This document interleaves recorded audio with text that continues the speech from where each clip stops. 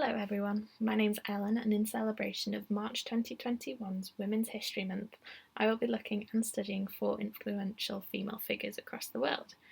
To begin this journey, this first presentation will evaluate the importance of Florence Nightingale and discuss why she is considered a significant female historical figure. To set out a bit of a background for you all, she was born on May 12, 1820 and died on the 13th of August 1910.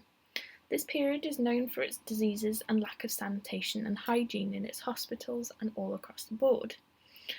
This is why Florence Nightingale is so significant, as she campaigned and went on to improve the cleanliness and sanitation of hospitals and other departments of care through her work. She published over 200 books, and her book, Notes on Nursing, What It Is and What It Is Not, established guidelines for modern nursing. In this book, she explains why the changes should be made and explains why they would be beneficial for the staff but also for the patients. Florence came from a wealthy family where it was not expected for women of a high class to do anything but get married and produce children. However, this didn't stop Florence, as she went ahead and got her training onto how to be a nurse in Germany in 1851, where she spent 3 months in Dusseldorf in a nursing academy. When she returned, she began running a hospital in London. At this time, nursing wasn't a respected or desirable profession because of the likelihood of being made ill by your own patients. However, Florence changed this as she improved the quality of care for every patient.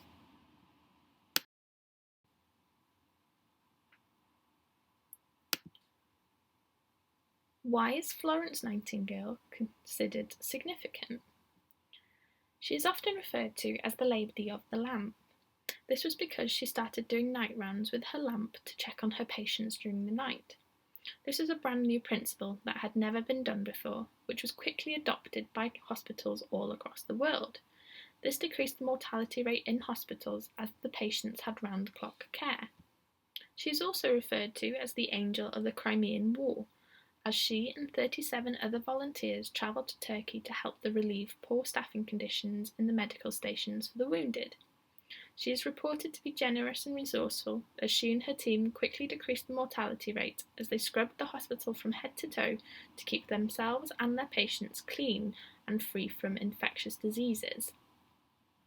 Florence returned at the end of the Crimean War to England in August 1856, and in the years that followed she continued to campaign for the reform of nursing and for clean hospitals.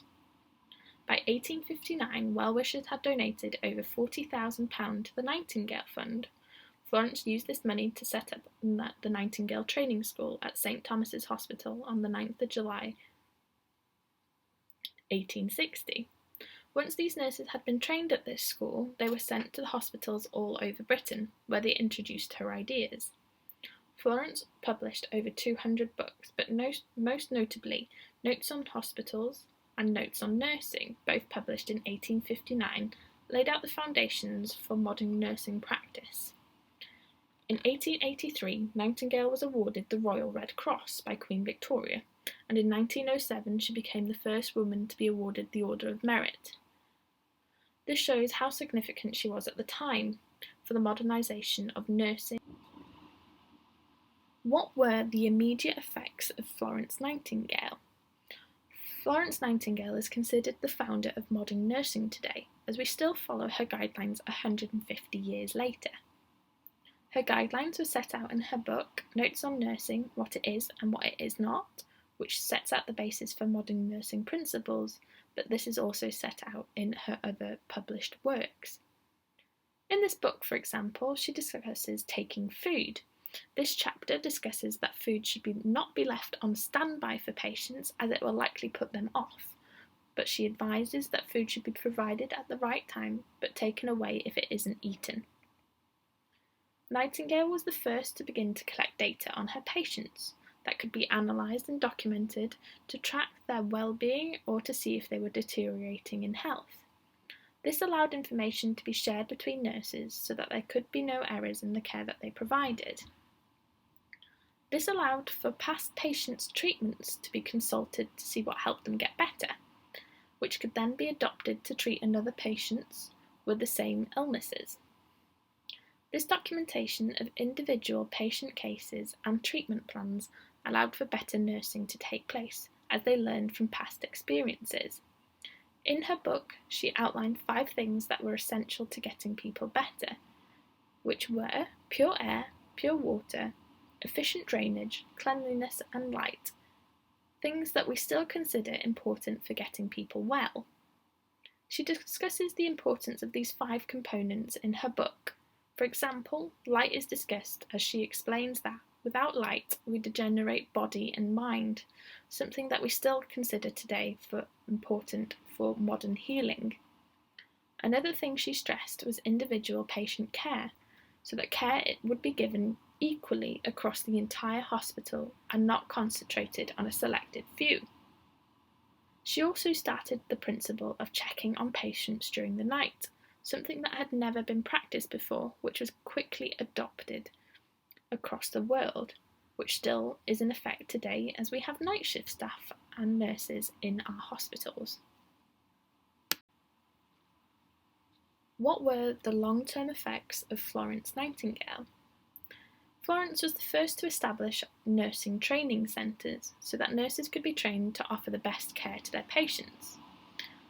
Her school was funded through the Nightingale Fund that was raised by well-wishers, as I mentioned earlier, that was also used to open her hospital, St Thomas's, in 1860. Nightingale had many effects on nursing.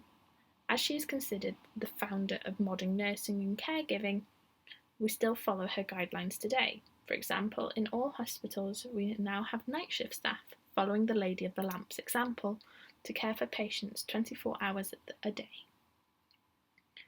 Nightingale made nursing a respected profession that was idolised by her heroic influence during the Crimean War. So, to conclude, Florence Nightingale is one of the most influential and significant women of history, as she has influenced how our modern healthcare runs from day to day. Nightingale is the founder of modern nursing, as she campaigned for cleaner and more sanitised hospitals and healthcare settings to minimise the spread of disease and infection. She began the collection of data on her own patients to be able to analyse and track whether they were getting better or if they were deteriorating. She made use of this data she collected to treat new patients with the same illnesses, using her past experiences.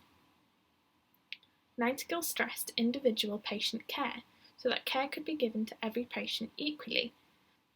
She also began the practice of checking on patients during the night with her lamp, a practice modern healthcare professionals still follow.